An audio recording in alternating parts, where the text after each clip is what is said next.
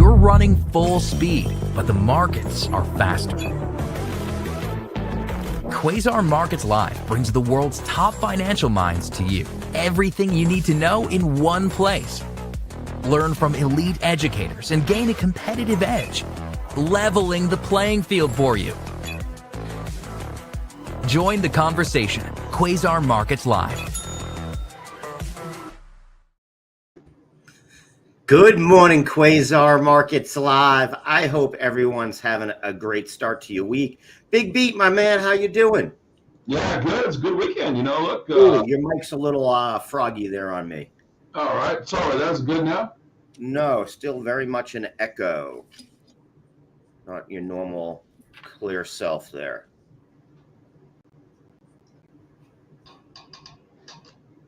We're just talking. Good morning. There you go.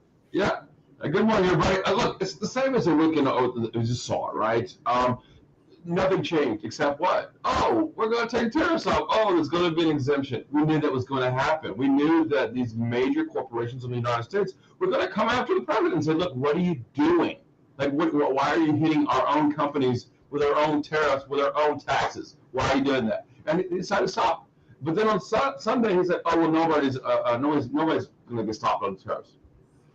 There needs to be clarity. I don't know how else to say this with clarity, but the difference is that finally we've got a little bit of I would say, more of a level head now talking about how they want to implement the tariffs on a much more strategic way. And I agree with that. Scott Bessent, our Secretary of Treasury, came on. I think you talked about earlier this morning where Janet Yellen was coming on. Completely no reason for her to be on anymore, right? Because she was completely wrong about almost everything, right? And well, now you see the Dixie today. Dixie's still under 100, so there it is. Yeah. I mean, markets set to open up really nicely today, up 2% on the Qs, 1.68 on the SPY. Advanced decline up almost 3,300 here. So investors definitely look like they're coming back into the market. So great to see that coming across here. My question is are you? I am seeing Steve a little bit still about your mic, so just see if you pull that maybe away from you a little bit or something. That's Market Shark saying it looks like yours. It's not just on my side. But my question is all the good news for the day over, and do we need to be a little bit wary here for sell the news now, or do you think we continue to slide on up? I think it's more of a melt up. I don't think it's more of a, look, we're living day by day, tweet by tweet. We're living by whatever the last headline is. We've done that for several years now, but it's even more prevalent now, even more prevalent in the first administration, which because there's just so much problems right now. The last administration was great. I mean, until COVID hit, right? Everybody's having a good time in life, but this one's a whole lot different world because we're living in a Ukraine world. We're living in a world with Taiwan and China and Japan, the whole, I guess we still want to say Germany still being in a recession, problems, issues like that. There's a lot more problems. So as I said 2-3 weeks ago, the market felt like the world was ending, that one little bit of good news and boom, the market's going to go up. We saw one little sliver of good news and the market jumps over 2,000 points. One tweet, 4,000 points. That's the volatility we're going to have to continue to live through. But I don't think so. I think things are okay, and I think we'll keep going north. Yeah, I mean, I think things are okay. I think, I don't think this is in any way a V-shaped recovery like we saw in COVID. I think we're going to see some ups and downs because I think we're at the mercy of the tweet. And, let's face it, he gets upset every once in a while.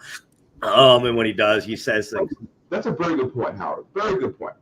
During COVID, if you remember, we lived by headlines and not tweets, right? That this company has got a new vaccine, and this company is on the verge of a new vaccine, and this company, and we lived on that, right? I mean, right. Everyone was trading back then. Remember, like it was crazy. I remember when COVID first came out, and I was excited because I was like, oh my ton of money, and then I got nervous because I was like, okay, nobody knows how to trade. All right. So if you think about it, 80% of traders today came out of COVID. Like the traders that we know today came out of COVID, didn't come out of or those of us who were back in 30 years ago starting out. It's now, right? So a lot of people don't really see the market pre-COVID.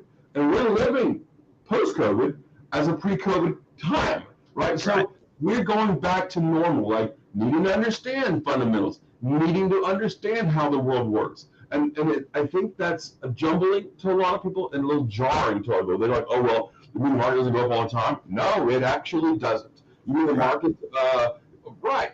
These things need to get back to normal. And I think it's happening, but back to normal of. Steve, your mic's getting worse again. So I don't know. You definitely have an issue here that you just wobbled in and out on us. All right, I'll change my microphone out. Yeah, I'm going to have you do that. I'll bring up some charts here for a second while you are doing that. Take a look at where we're at.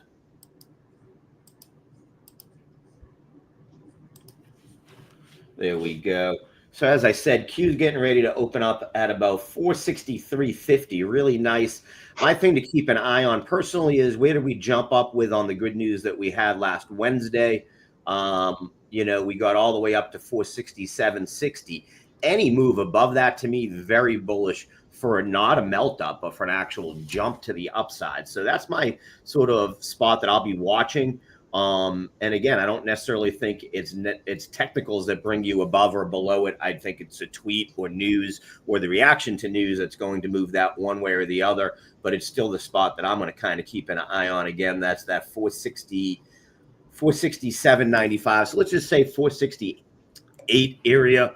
And that's sort of what I'm looking at there. Let's take a look at the SPY. You can see here getting ready to open at about 542.72. And again, the spot I'm going to keep a good eye on is that 549 area. So if we can break above that 549, I think you've got move all the way up to 565 in that area. So we do have upside potential to close some of the gaps here. If we can get some momentum going this morning, it's going to be interesting. I, again, will warn that I'm going to be avoiding the algorithms that trade in that first 30 minutes. I'll let them sort of fight each other out and not get washed out in there with some, some of that. And then I'll take a look over the weekend. Nice move up by Bitcoin, continuing to move to the upside, 85,157. We'll point out that MicroStrategy announced another buy, 3,459 more Bitcoin. Their average buy was 82,618, and this raises their average cost basis to 67,556. So Michael Saylor still not scared. What I was pointing out or talking with BigBeat about before, Steve, you want to give that a try, see if it's working? Yeah, we're getting back normal here. It's a little better, but not really. There seems to be something. Let me check your settings from my side, maybe. Echo cancellation.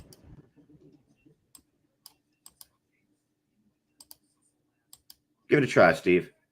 Yeah, I mean, look, we're starting to see Bitcoin at 85,000. I mean, who's talking about that, right? You just said MSTR is buying more Bitcoin. So for me, I think that the world is trying to get back to normal, but how, right? How to get back to normal. And I think this is how we do it, right? By getting back to thinking about the markets and thinking about how these news articles and how Trump tweeting and how is it all being affected, right? And right now we're seeing that the dollar's falling.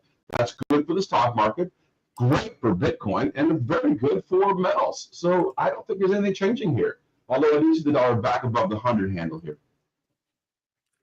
Yeah, dollar has gained a little bit. What I was going to point out too is there's a big movement right now in crypto and especially in Bitcoin, moving back from retail hands and into whales and institutional buyers. And what do I mean there is the crypto ETFs where the sellers over the last week and a half, they shed another $800 million from the crypto ETF, 751 million of it in the Bitcoin ones. So that's who's selling right now. Again, it's that retail seller, and that money is moving back into Michael Saylor's hands. And again, whale accumulation picking up. And he's happy about that. He's 100% happy about that. I mean, it's dumb money coming out of their hands going right into Michael Saylor's hands, right? Ouch. I don't think I would. I don't. No way would I do that. Yep. We'll mention again, the news of tariff reliefs has markets around the globe moving to the upside. Stock 600 up about 2.1% overnight, as it says here, and over 95% of their stocks in the index rose. So again, that would put us somewhere. It'll look for maybe our advanced decline to be above 5,000 in that range. So good to see that there. Hong Kong, same thing.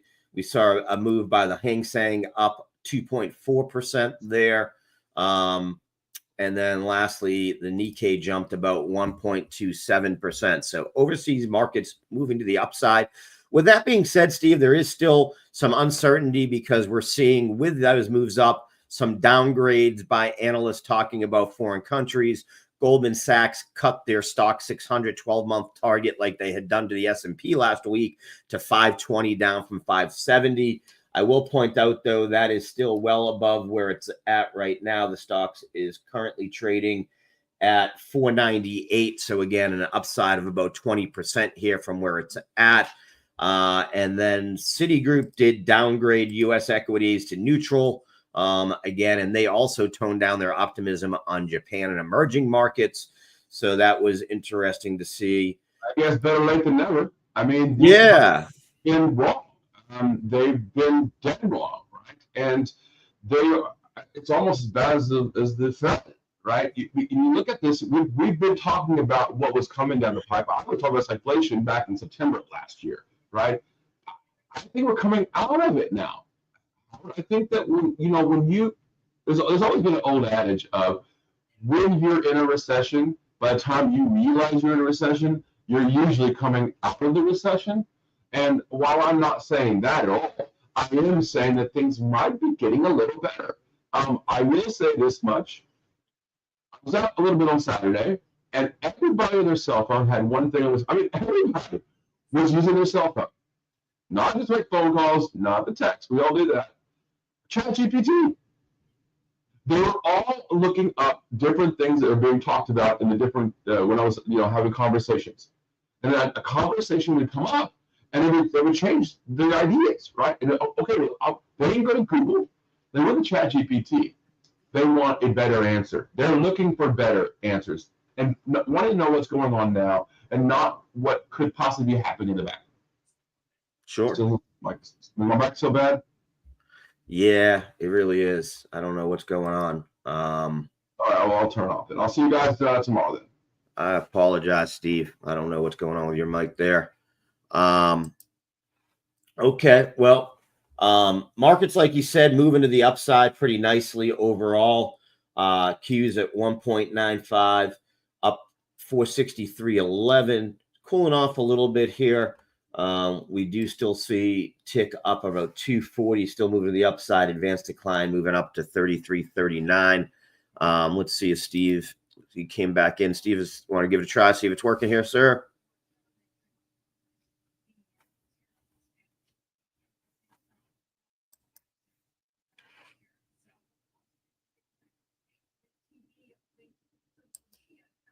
I have him freezing up there on us. I don't know. It could be no, because everything's working here on my side. I'm just trying to look around. Sorry, everybody. Just trying to look around here to see if there's anything to do. Let's try this.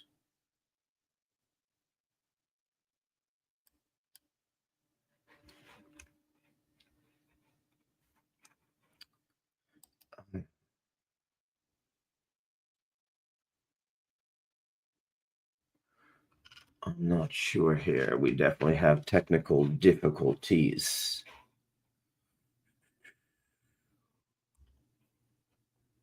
I will say everything does to be looking okay on my side. So, folks, can you hear and see everything on my side here? If I bring up a chart, does this come up for everybody? If anyone could give me an answer here, if you are hearing me, that way I know what's going on. That would be hugely appreciated. I will assume that everybody is. The other thing is, as everyone knows, I've been talking about the VIX. VIX has come down here nicely, down about 13.66%. Thank you, Richard. I appreciate that. So it does look like it's on Steve's side, not on my side. So I'll keep rocking and rolling here. I've got a lot of information for us as it is. VIX down at 32.41. So I like seeing it come down to that level here. Now we're kind of looking here. Can we get back below or into that $30 range? Into that $30 range, I think we could actually, that's what I was saying, where I think we could see a confluence of things today that could have us moving to the upside. And my combination for some of those would be to see the Qs get above this level right here that we broke to last week. I basically would be looking to get to the high of the week right around that 466 level. I think if we can break above that, and at the same time, if VIX could get down here towards this level right about $30.12 and break below that, I think we could have the setup for a pretty explosive move to the upside if we see it.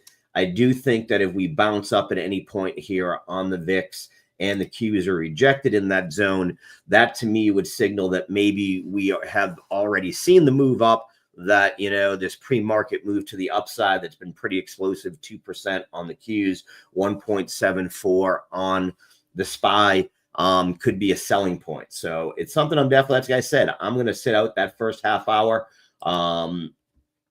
because the volatility could just swing either way, hit a stop loss pretty quickly, and that could be a problem. I do see a big beat. You are moving correctly here, so I'm going to bring you back in because I think things are working. Steve, how you doing? Are we back, Howard? Oh, hey, and you are actually, why is it? There we are, and your mic's much better.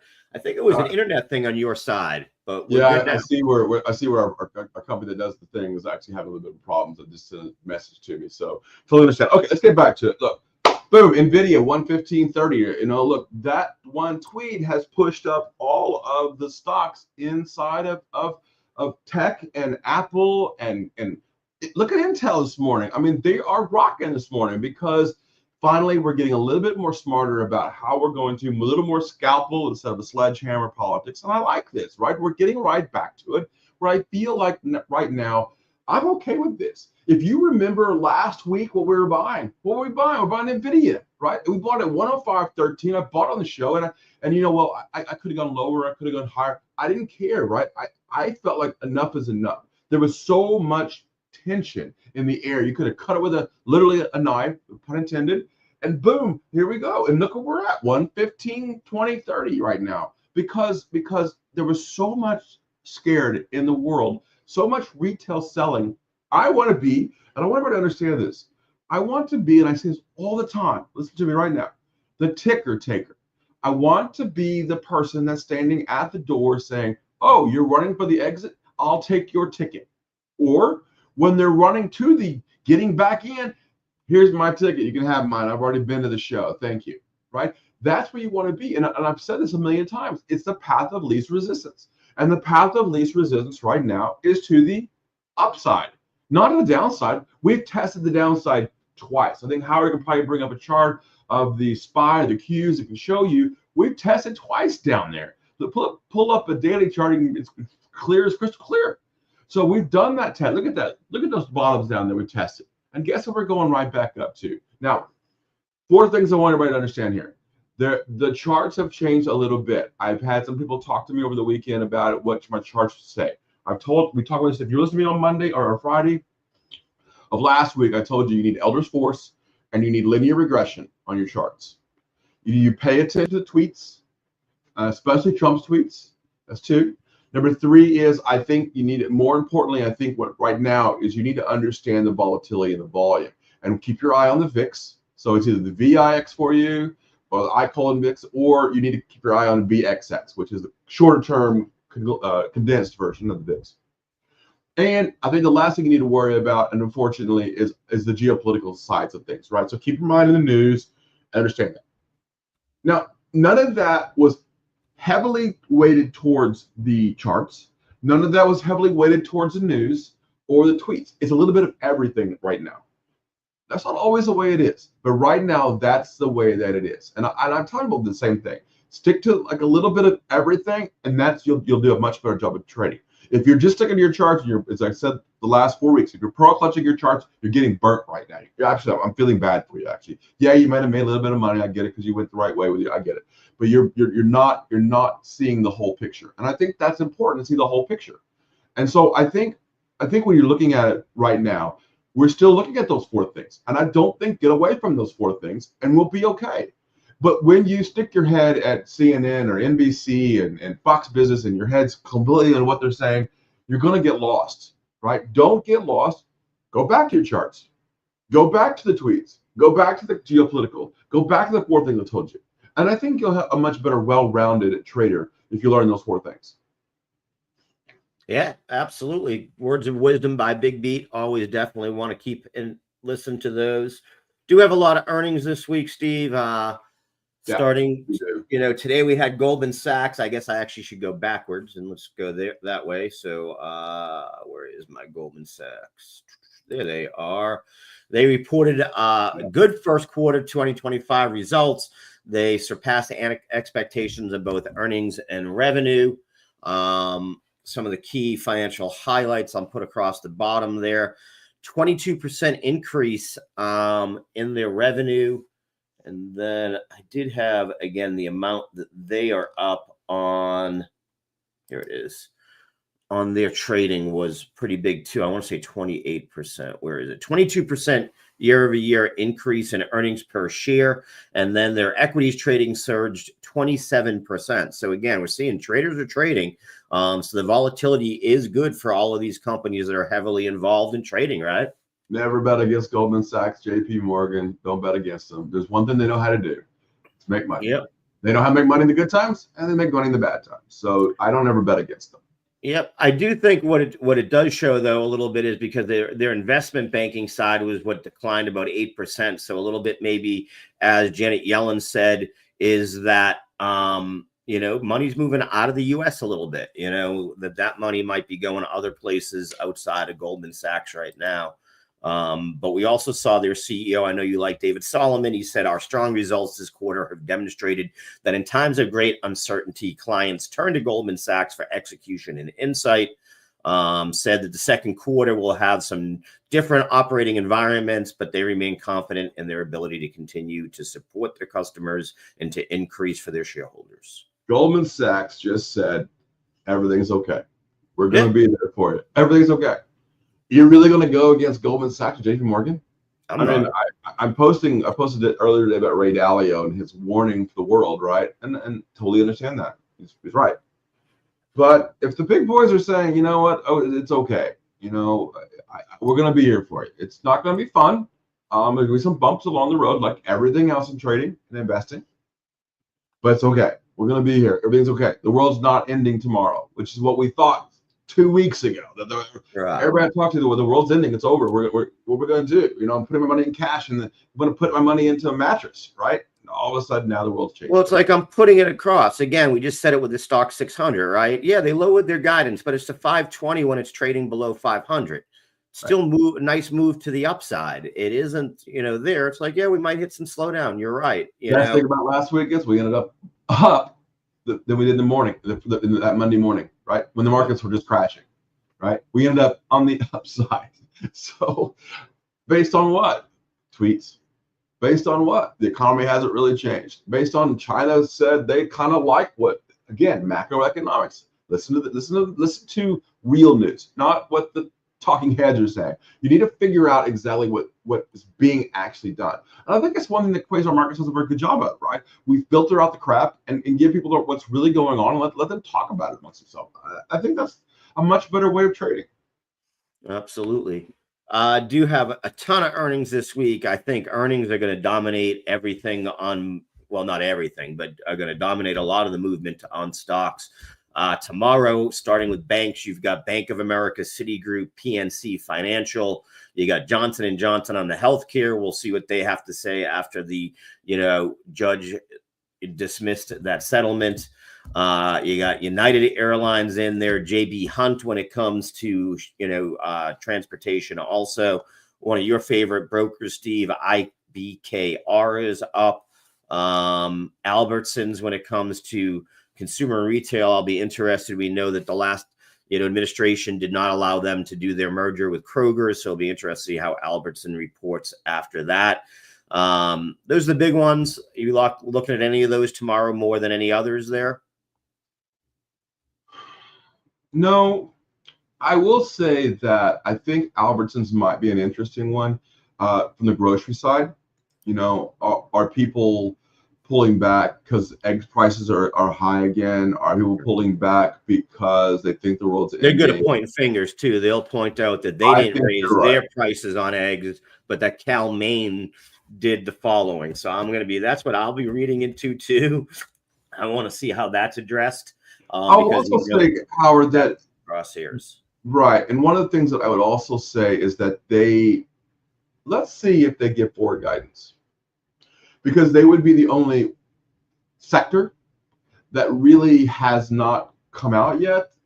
Other sectors are We haven't giving seen no big guidance. retail. We haven't seen anybody that really matters in the retail. You know, you've had Levi's, which does, but it's totally different. This is, I'm with you on that. Obviously, Bank of America is big for me because with the fact that they bank 2/3 or whatever it is, it's some crazy number of Americans. They get a lot of insight into spending and saving accounts and things like that. So I will be interested to see what they say for the health of the consumer personally. So we are 4 minutes away. We'll get more after the opening into the other earnings. I don't want to miss the opening here. So let's get ready for that. Tick is still staying positive here as we get into it. Q's now 2.28. So highs of the day this morning here now. In the pre-market is what we're hitting. So love to see that. Look at that nice move to the upside as we get ready to into the cash market. Steve, when you were out in China Fix, I mentioned what you sort of came back and said, I'm watching to see I do think if the VIX goes below 430 or VIX goes below 30 and then the Q breaks above 465, I think that we see an explosive move, not a melt up. I think that you start to see some of those, animal spirits start to kick in, that there's some setup here. And then to keep an eye on. We got to be the ticker taking on the other side, right? That the path leads is no longer to the upside. Right. I want to see, it's got to break through that for me to want to follow. But I think that things are set if those two things come in line. That's what I'll be kind of watching here on the open for that move. On the broader spectrum is the Qs leading the way. I do think tech obviously will lead the way today. Here this morning for sure. You got to also look at WTI here. Oil now at $62 a barrel. Monday of last week, oil hit 50 a barrel, something like that. 55, I mean, that's recession. The world's ending kind of. I mean, it was really bad, right? And the world was just ending that day. And it just wasn't happening. It wasn't happening, but people got nervous. Retail sold, retail shorted, retail doubled up, tripled up, zero DTEs, all of it. And it got wiped out within less than, I think, maybe 12 hours later, right? I mean, it was I don't think it's 12 hours. It was looks like 8, right? And it went to $64. Bam. I mean, that is mind numbing to the oil world, right? That hurts a lot of people. And so, when I look at the market's opening in 2 minutes and we just had a little bit of a dump here in NVIDIA, right? That's nervousness, right? That's still sitting out there in the world. It's still a little bit of, I don't know what to do. And that is terrible, right? Yeah, look at that little candle. Yeah, people are nervous. And I don't like that nervousness. I pay attention to it because I take advantage of it. Every single time I will take advantage of it. And if you want to see how algos trade, if you notice, as soon as it hit VWAP, algos bought it right back up, right at the VWAP. That's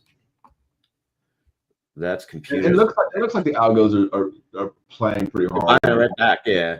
Let them do it. I don't care. That's why I avoid this little time personally. Like I said, although that would be very reassuring for me. Also, the fact that VWAP held up like a champ right there. As it breaks right below it. I talked that into existence. That was pretty good. I mean, 1 minute out here, we are seeing a little bit of let them have their games. I'm looking for money. I'm not looking for the pennies. I'm looking for the dollars. Right? I'm not looking to trade little bits anymore. Those days are gone for right now. If you're trading tick by tick and second by second, you're probably getting screwed right now. I mean, you're probably hurting, and that's probably why you're nervous. Right? Is it because it's happening? So no, I don't think that's. We are open here. First move is sort of flat here or to the upside. Got rejected a little bit from VWAP on the Qs. Tick is up 316, advanced decline 58.64 in the upside. So, like I said, not quite to that 6,000 I projected, but pretty close to that range. Jumping again. Dow Jones moving up 1.27% here at 40,721. Big winner so far, the Qs with a nice jump up 2.26%, 464. Like I said, it's got to break 466. Any break above that 466. NVIDIA here, just announced a $500 billion investment plan to build and expand AI infrastructure in the U.S. They said they're going to build their supercomputers here now. They're going to, for the first time. So that's very bullish. I'm with you there. I like that news, Steve, very much. Tick staying positive so far. Advanced decline slipping slightly to 5,800. Run up about 1.75%. So small caps up. Dow Jones, the laggard right now, only up 1.04%. But everything moving to the upside. Bitcoin struggling to stay above that 85, but holding up pretty well. There's not a lot of ETF movement, it doesn't look like, here on the open. So that's keeping us sort of flat here when it comes to Bitcoin. Gold did take a little bit of a move back here this morning after breaking to an all-time high of 32.45 overnight. It is back down at 31.99, so back below the 3,200 handle. Steve, anything you're looking at particularly here so far? I will say that I am closely watching Boeing here this morning. 159.74. Boeing to me seems a little interesting. I also like FedEx right now, FDX. If the economy does seem to be bouncing back, FedEx is not a bad place to be hiding money right now. Steve, you know what? That's a pretty good point. I was going to ask you about some companies. I had taken a look at some of the companies that are down the most here in different sectors, and saw some that, you know, I do think are interesting companies here. Now Bitcoin's following suit with the profit taking here. I mean, it's just silliness to me. Yeah, you're gonna see a little bit. Steve, what do you think about Target down 32% or so far this year now? Does that start to become a value look for you at some point here? That's when was the last time you went to Target? What's that? When was the last time you went to Target? You're asking the wrong guy, because my wife is there all the time. We are a Target consumer. I haven't been to Target. But here's the thing, Steve. Yeah, they just added Kate Spade, and it's TikTok is all about it all weekend. That's all my wife cared about. You were talking about ChatGPT. But Kate Spade isn't the one making the Kate Spade anymore, right? She's no longer with us. So I don't know. I'm not. That wasn't a big deal to me, right? I don't think that's the case. I think Coach is a much bigger one. LVH maybe. No, I'm not a big fan of it right now. What about on the industrial side on Generac? Maybe that's down 30%. GN. Yes, Generac is usually good around June, July. So if you're looking for it now here in April and May, maybe because that's our hurricane season starts down here. So yeah, that's a different situation. Yeah, but yeah, like I said, I looked at them across a bunch of different. I don't really talk healthcare, so leave that alone. Blackstone was another one that I thought was interesting. One of the laggards, down 26.2%. They know how to make money. That's one that I do like to make money on. Yeah, so that was one that, again, you know, as I start, you know, we talk about value, we talk about wish lists, we talk about things like that, you know, some companies to maybe take a look at. That's all I'm bringing up, is just trying to, you know, pique people's interest in some things. You know, keep in mind, as this market's, you know, move up and down, there's going to be opportunities. There's still opportunities out there. There's still some really good companies. You know, one of Warren Buffett's favorites, Occidental, still down 24% or so. Oxy. Yeah, but Occidental right now is basing its whole world around oil, right? So oil prices are very low. So I'm not so sure. But aren't you one that was saying, you know, oil always bounces back up? So if you're starting to look at things, you know, for a longer term portfolio. What's that? Talk to me when oil's at 70, not at 60. Okay. But that's good to know. You'd start to look at your companies now so you know what you want to buy, Yeah, right? no, I don't want to wait till yeah. 70 to figure out what I should start to look at. I want, again, doing homework. Yeah. This is when you do your homework, in my opinion. This is where you better be, you want to get ready, right? If you've 100%. been listening, you've got money on the sidelines ready to go. So now I want to be starting to look at where am I going to put that money, and for me, it's going to be buying dips on some of these companies when it comes, because there'll be bad tweets, so when something comes out and it goes the wrong way, maybe I pick up some Occidental if it comes back down to 35, 36 on bad news on oil there. Another one of your favorites is one that's down there, Steve, is the mouse. Mouse House is cheap. I can tell you right now that the 85.76, anything under 100, right? The problem with Mouse House right now is political, especially here in Florida. We've got a governor that does not like Disney. It's a political situation, but it's not really hurting. I think what's hurting Disney a lot right now is the tariffs. And you're going to ask, well, how are the tariffs hurting Disney? Well, the tariffs are hurting Disney because the Canadians aren't coming down here to spend their money. They're in and they're the ones that are selling their homes. Sure, all that merchandise. They sell a lot of merchandise. They don't make that in the Magic Kingdom. No, Mickey Mouse. There aren't really elves. I hate to don't tell my 4-year-old, but they don't have elves in the back like we tell her, and making that stuff. But that's all I'm saying again is Disney. This is when I want to look at this stuff personally, is do your homework. Dow Chemicals down almost 30%. It's every sector has some laggards in there that are very good companies. You might not like them today, but when they're down this much, this is when I want to do my homework and look at the value. Dow at 29, I like it a lot better there, I guess, than I like it at 55 or 60, where it was just in a year ago. I will say that this selling right now is it just algos? I don't think so. I think it's retail tax on profit, but I also think that people don't also believe the president. I don't think they feel like right. Well, and with good reason, right? We need that. We need Lutnick to stop going on anything. He's turned into the new Powell put. There's a new Powell put. Yeah, he's not a good mouthpiece for the United States. Yeah, because he just goes against what the president said. Like I said, I am very shocked that the president allows that. Right? I'm very shocked. I am too. Like, hey, listen, we know from the first White House, if anything goes wrong, he's going to have a fall guy. So I already can see who that is. Who's first up on that chopping block right now would be Lutnick, in my personal opinion. Not that I would tell you what to buy on the Kalshi prediction market, but I'm sure there's probably some good odds on that stuff. Qs have dropped down 461. I do think, the selling, like I said, I sort of thought that's what we'd see off the start.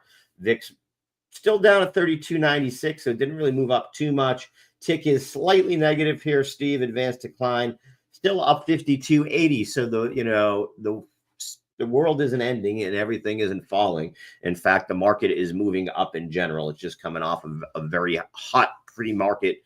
It's coming off of a hot Friday, a hot pre-market. Those are, keep that in mind, is some people that bought early on Friday on the Qs bought it at 440. Selling at 465 is not a bad idea.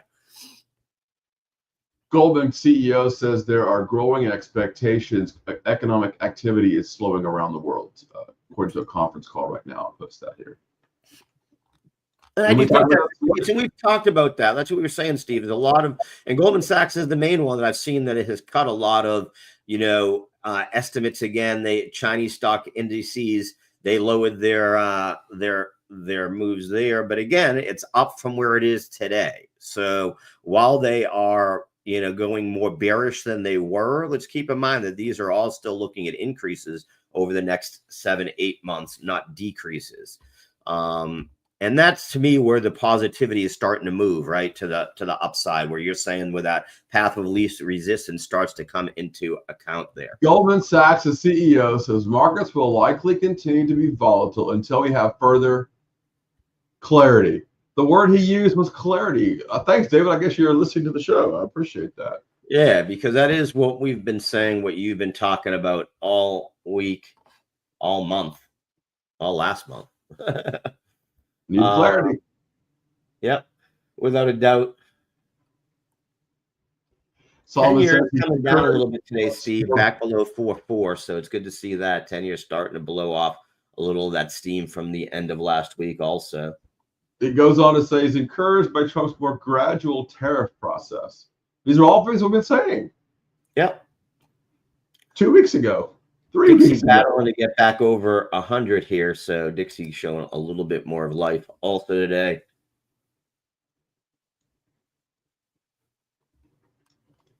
And he just goes on to say right now, look at this. Look what he's saying. This is crazy. Goldman Sachs CEO David Solomon says Trump administration's focus on trade barriers and strengthening the U.S. competitive position is commendable. All the things that we've been saying, almost tweet by tweet. I mean, it's absolutely. Good. But you would have known that 3 weeks ago when we were talking about that in the show here, right? So I'm glad that there is some that they're saying what we're saying.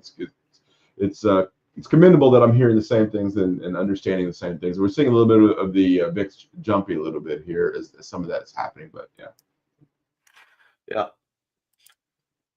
We see NVIDIA now at 112.40, so a little bit of a retracement there after the big move up over 115 here in the pre-market. Apple up 4.39% here again. Apple specifically talked about by the president or the White House in regards to carve-outs there. Microsoft up 68 basis points, and Google, nice winner, up 1.51. Meta just went positive on the day. Tesla up 1.27. We'll point out another one when you talk about stocks that are down. Tesla is one when it comes to, I think they put it under consumer durables, up or down almost 40% from that. So again, if you like that, Netflix up 1.17%. Oops. Here this morning, and Amazon is the laggard on the day, down about 70 basis points so far. I really do want to say what Meta is doing, Facebook, because their trial is starting about the breakup. So, I'm a little concerned about the Meta breakup. If that does happen, we could see a little bit of a difference here. And that is in the EU, folks, where that is going down right now. They want them to divest of Instagram and WhatsApp, excuse me. So, I mean, it's definitely something to keep an eye on. We know that, that because again, that you want to talk about who that would upset. We know that would upset our president. We know that he has been in tight with Mr. Zuckerberg since he. David Sullivan says prospects of a recession have increased. Yeah. Yeah, we see that more and more by all of the CEOs of the big banking companies, investment banking, whatever you want to, financial firms. That Jamie Dimon said it. We saw Wells Fargo. That's why I'll be interested to see if Bank of America tomorrow, because when there's also Citigroup tomorrow, which is so big in the credit card space, so it gets a lot of insight too. Those two earnings tomorrow will be interesting to watch. I did say that we we're going to take a look here on the 16th. We also have a big group of the banks coming up. It is Bank Week. Yeah. So on the 16th, sorry, let me pull this up so I can look at it here. We've got Citizens up, U.S. Bank Corp, First Horizon. We also start to have some of the REITs come up there on Wednesday, along with Travelers and Progressive Insurance companies to keep an eye on. In the industrial sector, we have Alcoa. I think that's going to be interesting because one of the first companies that were called out was Alcoa on raising their prices to go in line with the new tariff pricing. Transportation, you talk about a couple of these companies, Steve, a lot. CSX is up and Kinder Morgan, right? You tend to watch both of those in earnings. And then when it comes to tech, you have ASML. Will you be watching CSX and KMI on this one? CSX for sure. I mean, that's how we move most of our stuff around the world, in the United States. And what's interesting there is, will we see a bigger move? Because I'm thinking that we saw this big pull out of China over the last month, front running the needs, right? So what do I mean by that? Apple's asked for a bunch of iPhones to be put into storage so they can have more to sell, right? Yeah. That goes into storage. It's not going into actual warehouses to be sold. So when is that going to be released? And I think in my mind that I'm going to be watching commercials. And there's a whole bunch of Apple commercials coming out for like get an iPhone for free from Verizon, or iPhone for free from Apple, or from AT&T, T-Mobile. Yeah, I think then you'll start to see that, and I think CSX will go up. I also think that movement around for oil is a big deal. Coal, the president took a big initiative over the last week about coal. Coal is moved around by coal cars, right, and the trains. Yeah, well, and what I was going to say is I don't know if we'll see it in the, again, I want to see what they say in their forward-looking guidance, because if it is made in America, the way it gets moved is by rail. Right. You know what I mean? Is you don't move it as much by other, right? It's not. Rail is the cheapest way to move. I can tell you from the wine industry, we tried to get everything to DC from California by rail. So that's what I'll be watching for CSX. I do think that's important.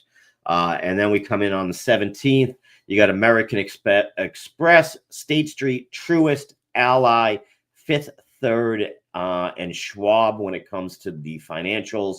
Netflix that Steve just talked about a little bit before, Taiwan's Semi on those sectors. And the healthcare, you got UNH coming up.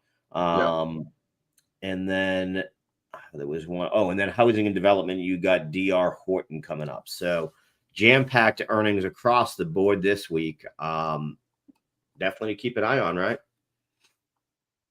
I think you're right. FedEx and CSX. I think those two movements, that's how we move a lot of things around this country. Amazon uses FedEx. I know that Amazon has their own stuff now, but they use a lot of FedEx, right? Still. Yeah. I'm not liking the selling in Bitcoin here. I think that's just nervousness, and it's really interesting that I'm seeing this kind of 85,250 to 84,165 in less than in 30 minutes here. I mean, I think that nervousness is, and considering that the dollar is at 99, I think people are being silly, and I like that silliness. I'll buy some of this down here. Yep, absolutely. Like I said, on anything that I sort of like. Right, Amazon's already down here. One of them I like on any irrational dips. I like getting in. I think Goldman Sachs is liquidation, so I'm going to let it settle out a little bit, but I do like Bitcoin on a dip here. I honestly think that a lot of the algos took advantage of what David Solomon was saying over Goldman Sachs. I think that's what's hitting this market, not just in. Well, there is retail selling, which there's retail selling. There was a huge move in the perps to the upside, so there's a little leverage there that was able to be manipulated here this morning by some of the big boys. On there. So, and then there's a lot of people that again just bought on Friday at 75,000 that are taking profit. So you put that combo in, but this is, again, these are the dips we're talking about when you start to see irrational selling for no reasons, where I want to start to look for opportunities. This is scared money. Look at Nvidia again, back down at 112. Again, we were talking about money at 105. 13 was great for me, right? And we were just talking about how you liked it at 115. So, right now, again, if you bought that bottom at 112 right here, this is a good spot, for a move to the upside. I do think that's what I'm saying. I'm looking for things to buy the dips on scalp for a scalp move. And then I'm looking, when you see some just irrationality due to a bad tweet come out, that's what I'm looking to add to my long-term positions. I'm looking at, I keep them in different accounts and I trade them very differently. And I don't let what's happening in one affect what's happening in another. That's another thing that's key, right, Steve, is to not let your long-term holdings be affected by short-term trades. That's right. Yeah. And what's interesting? I just saw JP Morgan just posted, I'm going to have to edit this out, about while foreigners own 30% of treasuries. I'm going to post this here for everybody to see. Everybody sees it. Having a problem with adding the banner. Here, save it. Here we go. While foreigners own 30% of treasuries, their holdings are concentrated in the short end, and they do not see foreign holder activity as a driver of the recession here, and the recent move higher. So you know what? I agree. I don't think that there's much more of a move here in the bond market because of that. I think, and I might have to say this out loud, that the bond market might be starting itself out now. It might be chilling out a bit, and I think that's going to be good for the overall market. They're usually the ones that are the most nervous, right? And look, the stock market is very small, 30, 40 trillion dollars compared to the bond markets in quadrillions. So, and the dollars are in quadrillions, right? So, no, I think the bond market is starting to chill out a bit. And I kind of like this, and that gives an overall feel. And that's when you kind of say you might want to back off the recession talk and not into the recession talk. Like I said, if everybody's talking about recession now, it's usually when you're coming out of it, not when you're in it. So it's kind of like we've been in it for a while. But well, and that's what you heard that from JP Morgan, from Jamie Dimon, right? Said that in his talks with CEOs, more CEOs felt that they were already in the recession. Never mind, is it coming? So yeah, so I guess that's the big disconnect that we sort of see between CEO and CEO, and that's the difference is there's a bastion of people that are saying we haven't hit the recession yet, and there is still only a 60% chance that we do. And then you've got the other basket that says we're already in it. I think those two seem to be the two most to play. And again, if you want to keep your eye on the recession, you want to keep your eye on tariffs and the China issue here, and the tech's up 500 right now. Look at RH. RH would be a very good indicator of it. If you feel like the world is ending, then here it is. If it's not, then it's right here it is. This is Restoration Hardware, because the rich are still rich and they're still going to buy premium furniture. So if you're looking for a longer term play and you feel like the world is not ending tomorrow, Restoration Hardware is giving you that answer if they're able to stay in business. But I will say right now that most of that expensive luxury goods are actually made in China. So if you feel that the world is not ending, you feel like they'll cut a deal in China, this is the stock, because right now they have both wins. If China comes around and people don't feel like they're in a recession, Restoration Hardware will do very well. I'll also say on the flip side of that, if you don't think that, people will still fix their home up like they did in COVID. People will still be doing all those little, I guess, honeydew lists. Home Depot. HD. Right. That's the other company on the other side of this, right? That's how you want to play it.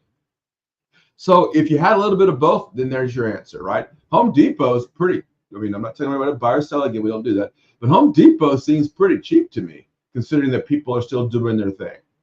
And we know what happened during COVID at Home Depot. People thought the world was ending, right? They didn't. They went to Home Depot, they got their wood, they got their project they've always been working on. I did the same thing, right? And we fix our homes up. So right there they are. So the rich are going to fix, put new furniture in, and all of the rest of us are going to put fix our houses up. There you go. Yeah, there you go. So there's some plays that Steve likes. I was trying to fish around to get some of those earlier, so he brought them to us there. I'm just amazed he likes restoration. It shows us our disconnect between your life and my life, and it happens to be because we have a 4-year-old that you do not. But the fact that you think Restoration Hardware is a buyback, what I think Target is explains the difference between the two of us very succinctly right there, my friend. I do love you, but I'm sticking with Target. You can have Restoration Hardware stock all day. But if you think anyway, if anybody out there thinks, no, I know what you're saying. It's just funny because it's the same play. It's just it's just which guy do you like? Different take on it. That's right. Yeah. It's depending on how your mind is set to. I'm saying Target buys all that crap in China. So if you think the world's not ending, that's going to be cheaper for them to get it. And if you think people are going to start shopping, I think they do it at Target because I live in the middle of Ohio. Right. And we don't have Restoration. I don't even know where the closest. I do know where it is, but no one shops there here. They actually have real restorated hardware here. They use reclaimed wood from barns and stuff. I'm joking. But market is nice move back up by NVIDIA there off those lows back at 112.36. So like I said, when you saw that irrational selling down here, if you got in, nice little move. You're buying again, right? That's what I'm saying. I thought it was irrational selling there. So look at it, right back up. Yep. Qs are up 1.5% right now. SPY up 1.46. Dow up almost 1 percentage point.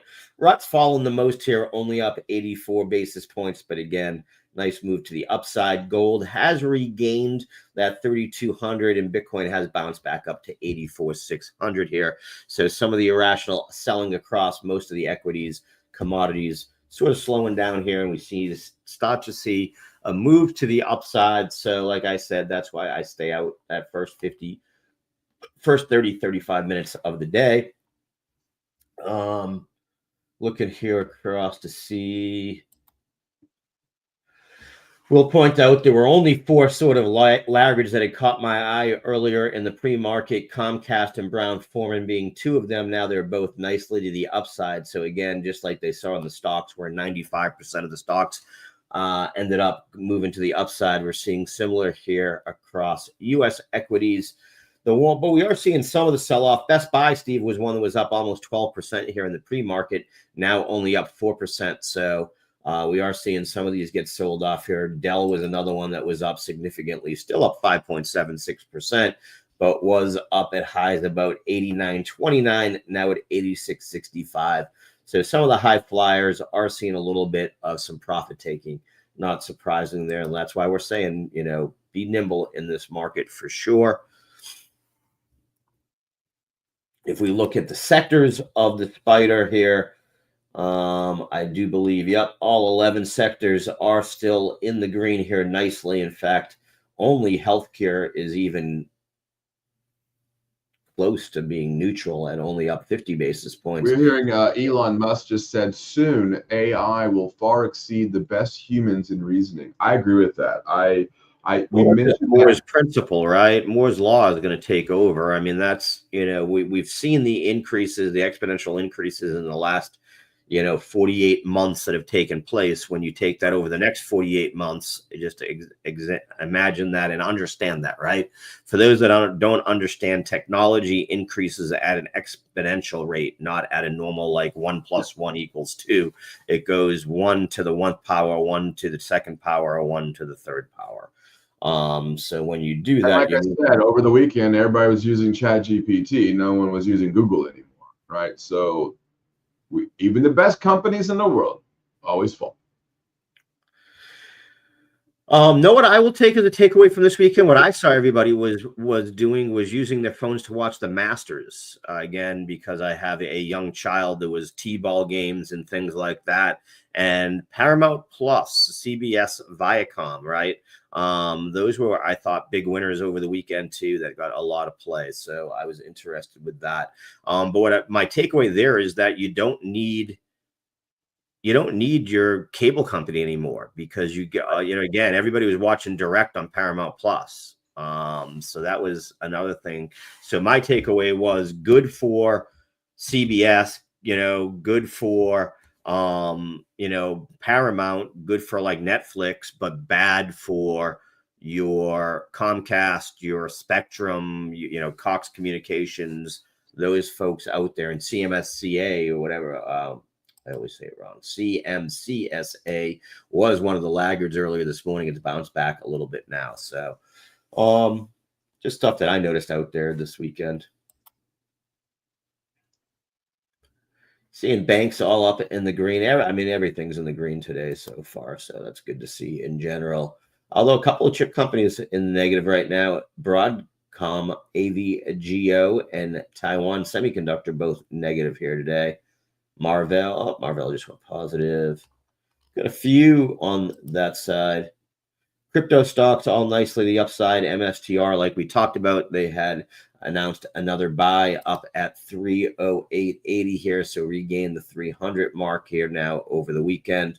Nice move up there. Coinbase up 85 basis points. Bitcoin miner Marathon up 2.16%. Most of the mining stocks up 2 to 3%.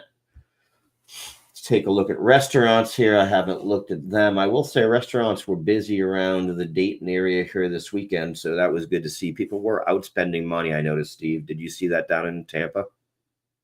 Out like water, like there's no tomorrow. I will say that. I saw the same in this area here, and you do see some of the restaurant Stocks moving up nicely. Brinker Eat up 4.74%. Texas Roadhouse up 1.92.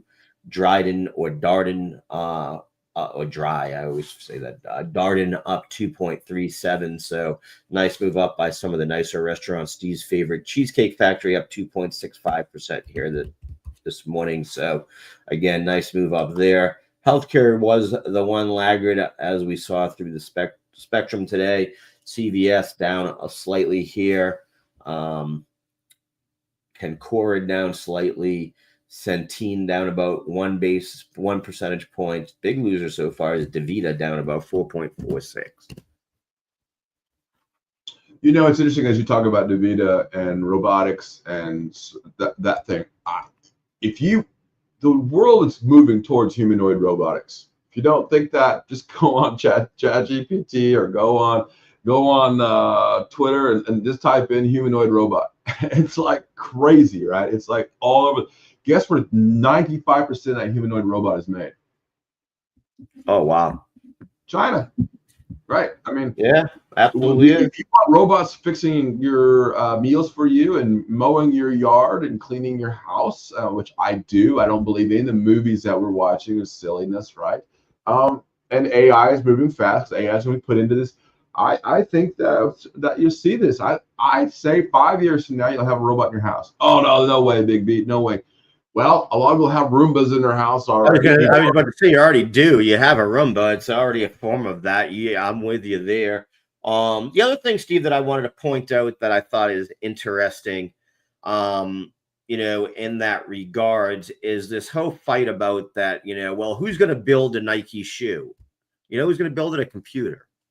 You're right. It isn't going to be a person if it comes back on shore here into the U.S. It's going to be. Oh, you mean U.S.? Oh, yeah, totally. Yeah. You know what I mean? Is when they're saying that, you know, hey, this isn't, you know, who's going to build this stuff if it's really coming back and blah blah blah. Who is it? It's going to be computer generated. It's going to, you know, and I don't mean, you know, CGI.